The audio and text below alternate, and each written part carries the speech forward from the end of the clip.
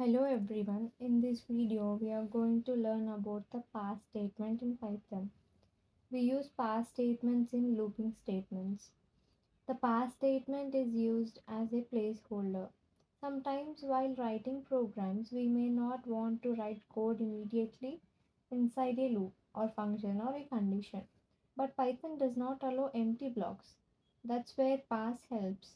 Pass does nothing, but it prevents errors and allows the program to run.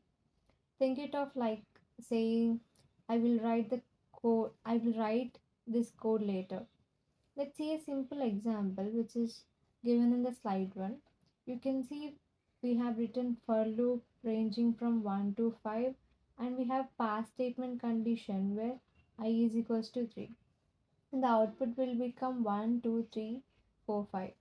Here when I becomes 3, Python reaches the pass statement, but pass does nothing. So the loop continues normally. The program runs without an error. So remember, pass is equals to do nothing temporarily.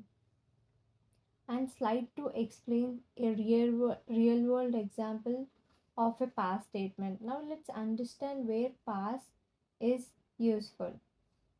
For example 1, if age greater than 18, we pass, else print not eligible. Here the if block is empty for now without pass. Python would show an error. So pass acts as temporary placeholder. For another example, for letter in Python, if letter is equals to h, we can pass and then print the letter. So output will become python.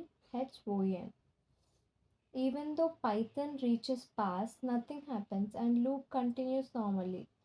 Pass is useful while planning programs, writing incomplete codes, creating empty functions, or testing program structures. A quick recap for pass statement is: pass does nothing, use it to avoid empty block errors, and acts as a placeholder.